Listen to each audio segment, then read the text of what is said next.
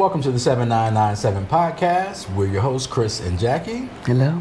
And as always, every week we are trying to get closer to each other and closer to you. I don't know if we ever explained that. So we always say at the beginning of every video, but literally my wife has been like, why can't we do a business together? Why can't we do something together? You know how that, go? You know how that go? Y'all fellas feel me. Mm. But like, it was always, how do we find the right thing for us to do together? Because working with your spouse can be infuriating at times. It can be wonderful. It can be great. It can be all the things under the sun. It can be good and bad. Love-hate relationship. So how do you make sure you're actually doing something together that you both enjoy, that you both can be a part of, you can work on in accordance, and not be at each other's throat trying to figure something out? So this podcast was it for us. It was an opportunity for us to get a little bit closer, work together, and for me to satisfy the desires of my wife in that way. It wasn't supposed to sound sexual, but it just did. Sound like that. You're welcome. Thanks. So if you tuned in last week, we were talking about sort of things that we miss back home, or things And we don't miss. miss. Which naturally led into the idea that, you know, we've been here, almost 2 years, and for a while it did feel like a vacation, because the money was flowing, the rent was low, the exchange rate was popping, and we're getting to know the city, going out, eating all the time, acting like we don't have no bills. Right. It happens. It's true. It does. It's so true. And then eventually you settle into everyday life and you start saying, hey, maybe I should not be wasting all this money. Correct. Maybe I can be a better steward over my money. As well as, like, I've seen a lot of the big things that I wanted to see here when I first got here that you were excited about. So now it's really about finding sort of those little small treats here and there, and not necessarily having to go to 15 different restaurants that you saw on the YouTube video. Right. That was, you know, great and said it was nice. Right. So now we're kind of settled in a little bit, and the honeymoon's over. So like, Gone. for you, like, what has been, you know, some of the hallmarks of that change from, you know, living as in this is an adventure and a vacation to this is just home and this is everyday life? Yeah. So, not to sound silly, but we've told y'all about the cobblestone here. Well, I am now used to it. So when we first moved here, I needed Dramamine. Remember? I would not leave the house without a bottle of Dramamine for motion sickness. And especially because we would go out, you know, we're going to be out hanging, you're going to go eat, and then of course we got to jump in a taxi or Uber and come on home. And then shaking all and going everywhere. And it was like the episode of The Cosby Show when Bill Cosby had the little kids on his knees. Oh, yeah. And he's bumping them up and down and they all fall to the side. And that's what it feels like You're riding in a telling your taxi age. in Oh San my Miguel gosh, sometimes. right? And then you have a belly full of tacos and horchata, and it is like, I'm sick. So, but no more. So I don't need Germany anymore. I now am able to, this is San Miguel specific, y'all, right? So I am now able to do a lot more looking and observing.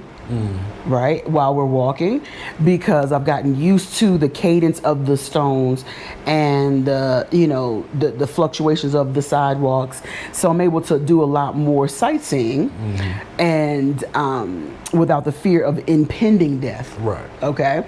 That's something I don't think people fully realize, is that when the streets are so dangerous to walk on, your vision is here most of the time. You're down, you're trying to make sure I don't miss a step, I don't step in that pothole, I don't step in the uneven brick or cobblestone. Yeah. And there's so much that's kind of up in the city that you'll just miss out on if you're worrying about trying not to kill yourself. Right. So still every day, like, I walk around and, you know, you get more used to it. You're not as keyed in on the ground as much.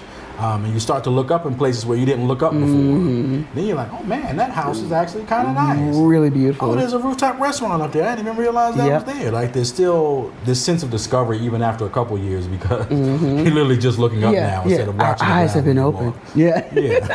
So that's another, like, small detail that you don't really think about on an everyday basis, but like, it affects the way that you live when you have to think about where you're stepping in. Right. All the times. Literally, where are you going? Yeah. Let's see, what else? Getting just that rhythm. My Spanish is getting a little bit better, and not being afraid of speaking it. Yeah. You know, it's okay. I'm stumbling through, but they're helping me. And there are more things.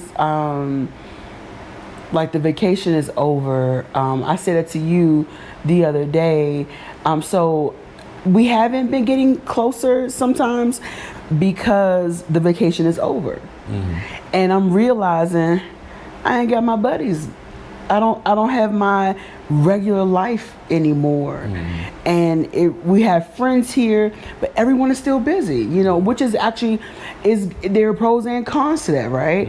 The pros are that there are younger people here. So it's not just the expat retired community or retired expat community. It's now we're still a working group of people. Digital nomads here that are our age and still, working 9 to 5. Yeah, middle-aged people still working. We know artists, like even our parents. So they're people still working businesses, here, right? Or children. So they have the grind of doing school and making sure kids are in bed and stuff like that. So we aren't retired, and neither is our village. Right. So I'm sitting around. I'm now working on my business, macaroni and cheese. I'm now adding Cajun chicken gumbo as probably gonna be more like a weekly special. So I'm in the kitchen cooking and in grocery stores selling and things, but there's still more time, and so it's like I am used to taking care of people. And my husband's the worst person to take care of because he's like, no, I don't need it. I'm a grown man. I don't want it. I don't need it. And it's not even about being grown. It's not even about all of that. I love taking care of people. And I offered to let her cook me dinner 7 days a week, but she turned down that. Like, if you like to take care of people, why is that an issue? You should be like, oh, wow, that's great. You're so sweet and, unselfish to let me do that for you all the time. And then I also would have my volunteer, so with church activities and meetings and greetings and feeding the homeless, and so now I'm going to have to shift and go. That really is not coming back in that specific way, but I am going to now have to go out and seek a good church home, and seek out those opportunities. So I do see, that there are some calls for help with like a women's shelter or, orphanage and things like that. So I'm going to have to put in good proxies so that I'm able to give back and spend my time in that's helpful to others, and not use that time to sit and sulk and go, I miss, sister so-and-so, I miss brother so-and-so, I miss and I do, but I still have time to do other things to help other people. And I think it all kind of was a perfect storm of, our youngest son leaving the house, us being empty nesters. You're not having to work a 9 to 5. You kind of have your own business. You can make your own hours. So you kind of, and obviously leaving all the friends and church family that you have back home that you don't necessarily get to interact in the same way. And going checking on mom and, being there with her. Yeah. So a lot just changed. Right, you just lost a lot of the things that you were, in some ways, like forced to get into, right? Like not necessarily you didn't want to do them, but they were just things that you had to take care of. Part of my responsibilities. Right, so like when you get here, you don't have those things anymore. Now you're like, oh, I have all this free time. Let me go bother Chris. And Chris don't want to be bothered all the time. Especially when, I'm working a 9 to 5 and she's not. And this is a day when she ain't really got nothing to do. And she want to go be all, fill in your ear and stuff. I'm trying to work right now. I don't do that while you working. You do it all day. He's lying. Because I'll be on the couch watching TV and working at the same time. So you know how remote work does. You gotta multitask, you know what I'm saying? He ain't working. It might be a little laundry going on, there's sweeping the floor for a minute while I'm thinking. He has his laptop on his lap and he's just moving his finger on the mouse pad, just making Sometimes that motion just helps you think. You gotta think a little bit. It's just, you gotta get the brain working. You gotta distract the brain so my it can do what Lord. it needs to do. So anyway. And I'm not trying to annoy you, but now I really need to understand that you cannot fill some voids. Right. I'm going to have to take my blinders off and understand that, okay, it's time now that I build that I guess that extra ring. Right. You know what I mean? You haven't taken the time to build that life. Honestly, you haven't built that life here just yet. Yeah. You built up a lot of the foundation of it. But now it's time to like stretch out. Yeah, and I go to that outer circle. Yeah. Like literally, because I'm sure, like if we had an emergency, I know we have 5 people now that we can call, and like we have an emergency help, and they would stop, drop, and roll. Or stop, drop, and send. Because sometimes, like people have gotten sick. We've gotten sick, and my mother-in-law has sent over a Uber with some soup, with soup and groceries from the grocery store. So sometimes it's not necessarily someone's coming here, but you just get what you need, right? So now it's time to build that outer ring or that next layer of what my life, what I want my life to be. And I would say for me that transition from vacation to real life. When did that happen? I don't know. I think it's still in process, but part of it is like we came down here with a specific purpose, right? And that purpose was to come down here, save money, build up, a nest egg, pay down debt, just really get better financially. And when we first come down here, we weren't doing any of that really. No, we weren't the way we focused were on supposed to be. We were, again, hopping around town, going to restaurants, spending money we didn't need to spend. So putting money on homes that was too expensive. We didn't really need to live in that house. So So now it's like a change of the mindset to say, okay, because when you come down here, you have this idea of you can get so much more for your money. So you're a lot more apt to spend more than you probably should. So for me, it's really a mindset change of let's get the money under control. Let's be more frugal. Let's make sure that we're really working towards the goal that we came here for, so that we're not just down here having fun and throwing money in the air because hey, we can make more and do more in Mexico because we have all this money that stretches. Like, okay, that's great, but let's actually take care of the business we're supposed to be taking care of first. Right. And then once we got all the debt paid off and the finances set up, then we can go have some fun and act a fool. Keep the main thing. Exactly. So I think that's really been the big thing for me about sort of getting out of the vacation life is making sure that we are better stewards over our money and taking care of the business we need to take care of. So another way I think we are sort of getting accustomed to life here is that we're no longer like the newbies, right? Like we've been here long enough where if somebody asks, hey, where's this place? Where's this thing? What's the best place to do? What's the best place to go? We actually have answers for that. We're resources. We know where stuff is. We're seasoned. We go out in the street and folks walk up to us because they see us on YouTube. And hey, y'all. Hello, how are you doing? And they come and they ask us questions, and when we see new people here, we're really trying to reach out and like give them little nuggets and things to kind of help them through, because we know we've been in that same spot before. So really, just I think being representatives of the community in some extent, to some small way, to those who are kind of new here, because as you go around town, you constantly see new people all the time. New faces. It's a very transient city in that way of people coming down to visit, coming for vacation. Or they want to say, hey, I'm thinking about moving to San Miguel. Scouting come trips. down and scout. So we run into a lot of people, all shapes and sizes, ages, colors, and I think we're able to really contribute to people when they come down here more so than we could before, where we were just the newbies and didn't know nothing else like nobody else did. So that's been a big thing for us. And I think even you coming down and like starting a business, right? Like that's something that kind of, you don't go on vacation and start a business. You kind of have to be settled into an actual life. But talk a little bit about, sort of what that journey was for you to kind of really get the business started down here. Yeah, well, I was kindly reminded that I was not on vacation or retired yet. No free ride. So I had to earn my dinner and get some pesos going. And being an immigrant, I'm realizing that sometimes you can't use, let's just maybe, a certain set of skills. I'll keep it like that. There's a certain set of skills that aren't helpful right now. But you have another set of skills, and so I'm having to fall back on those, which is great. Fall back or stand on, whatever you want to say. Yeah. So I'm able to now use my culinary acumen to now earn some pesos. So that's been a blessing. You guys have, or the American locals here, they just want to taste the home, just to compliment the food that's here and just add to, right?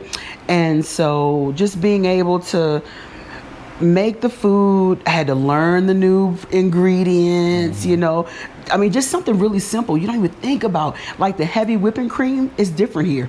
It's thicker. Heavy. What?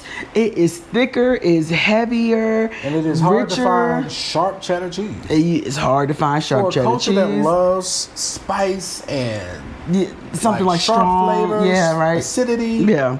I would think sharp cheddar cheese would be the thing they go for. It'd be a thing, but it's not. They're not on that sharp. And they're very mild cheeses, and they tend to be like very light and white. Yeah. Or creamy in texture, right? But white. I think they're more of a foil to all the spices rather than being the thing that kind of spikes out. Yeah, like a mellowing out, right? Yeah. So I had to adapt my recipe with the Mexican ingredients, but then I had to get my courage to go. Okay, all right, Jackie Gayle.